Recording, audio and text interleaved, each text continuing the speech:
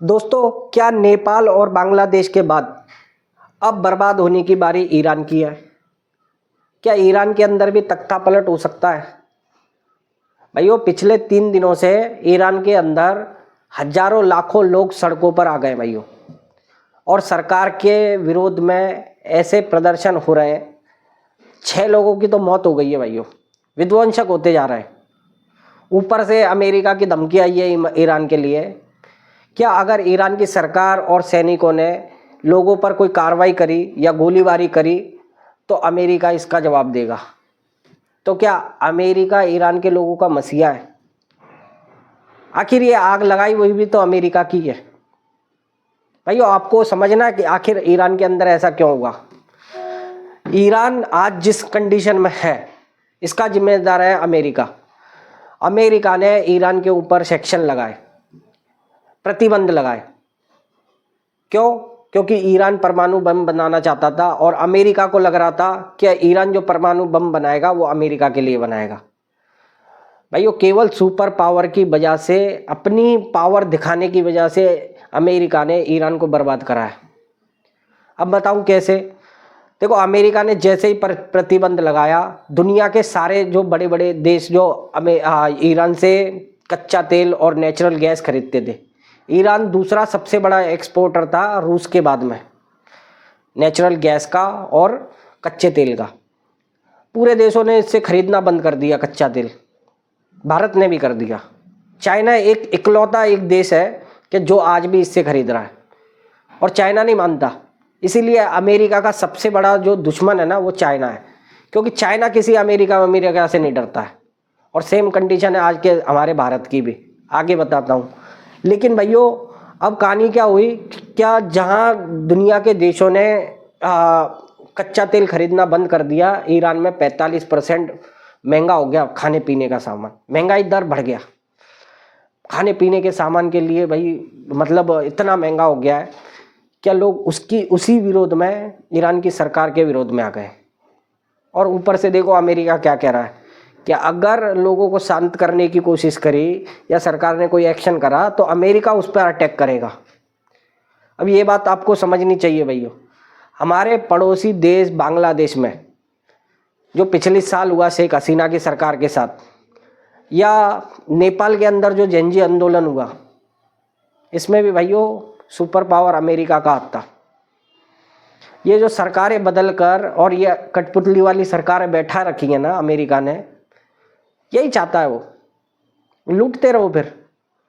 भाइयों, super power होना आज के डेट में कितना जरूरी है। अच्छा, ईरान परमाणु हथियार बना लेता, मान लो भाई, किस देश के पास नहीं है? और भी तो 11 भी देश ऐसे हैं ना कि जिनके पास परमाणु हथियार है हमारे साथ। सोच कर देखो भाइयों, आज ईरान परमाणु हथियार बना रहा था, इसीलिए अमेरिका ने उस पर बमबारी कर दी। उसका परमाणु जो जगह थी जो जहाँ बनाया जा रहा था उस पर बॉम्ब गिरा दिया। अगर आज हमारे पास परमाणु हथियार नहीं होता, क्या हमें ये पाकिस्तान से हमने ऑपरेशन सिंदूर करा, या इन समय अमेरिका हमसे चूकता? अमेरिका ने हमें कमजोर नहीं करना चाहा क्या? 50% टैरिफ लगा दिया, सेक्शन लगा दिए, लेकिन हमने अपने अपने विकल्प ढूंढ लिए। जिस तरीके से चाइना आजकल किसी के सामने नहीं झुकता ना, हम भी नहीं झुकते। और हमारे देश को इस तरीके से तोड़ना, कोशिश तो बहुत होती है भाइयों, कोशिश बहुत हो रही है। आप देखते हो हमारे बड़े बड़े नेता है विदेशों में घूम रहे हैं। क्यों घूम रहे हैं? यही कोशिश है भाइयों। हमारे यहाँ पर भी लोग कहते हैं ना कि ये जेनजी आंदोलन एक दिन ऐसा कर देगा वैसा कर देगा। भाइयों, कोशिश बहुत करी जा रही है, लेकिन हमारे यहाँ का पहली बात तो लोकतंत्र इतना स्ट्रांग है, अर्थव्यवस्था इतनी स्ट्रांग है क्या, और फिर हमारे पास ऐसा एक लीडर है कि जो ना किसी के सामने झुकता है ना झुकने देता है देश को। इसीलिए आज हम इस पोजीशन पर हैं। आप लोगों को समझना चाहिए भाइयों, ये हकीकत बात है। ये जो इन देशों में चल रहा है, यहाँ तक कि फ्रांस जैसे देश में, जर्मनी जैसे देश में भी दंगे प्रसाद भड़क रहे हैं, लोग सड़कों पर उतर रहे हैं। हर देश में चल रहा है भाइयों। ये आजकल एक शीत युद्ध चल रहा है। आपको एक बात बता दूं मैं, ये भले ही आपको फिजिकली देखने को नहीं मिल रहा है कि किसी देश की आर्मी किसी को कर मार रही है या कुछ, लेकिन अंदर से इन देशों को खोखला करा जा रहा है। और इसका पीछे क्या रीजन है आप समझ सकते हो। सुपर पावर, वर्ल्ड बदलता वर्ल्ड ऑर्डर, यही सब कारण है भाई। हम पर भी 50% टैरिफ लगाया, कोई फर्क पड़ा हमें? फर्क थोड़ा बहुत पड़ा, तो हमने अपना रास्ता दूसरे विकल्प ढूंढ लिए। तो हमें यही समझना चाहिए भाइयों, श्रीलंका की यही हालत क्यों हुई? कर्जे में डूब गया, बेरोजगारी, महंगाई, श्रीलंका भी जला। भाइयों ये हमारे आसपास के देश भी, जो छोटे मोटे देश थे, जिनकी अर्थव्यवस्थाएं कमज़ोर थी, जिनमें लोकतंत्र कमज़ोर था, उसकी ऐसी ही हालत हुई है और इनकी कठपुतली सरकार बैठी है। और ईरान की भी अब यही हाल होने वाला है। इसमें अमेरिका अपनी कोई ना कोई सरकार जो रिमोट से कंट्रोल करी जाए, ऐसी सरकार बैठा देगा और फिर करते रहना।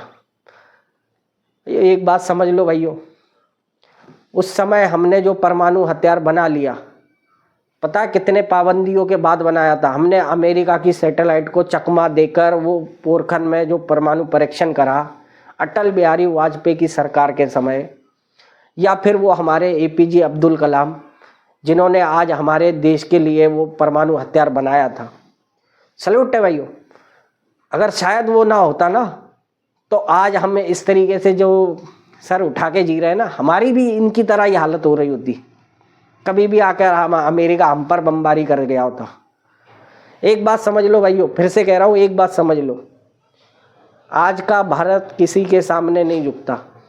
और अमेरिका को ये बात अच्छे से पता पड़ गई है। अब अमेरिका भारत के पीछे नहीं लगता, चाहे 50% टैरिफ लगाए, चाहे कुछ है। बल्कि भारत तो आज की डेट को अमेरिका को बिल्कुल साइड में हटा चुका है।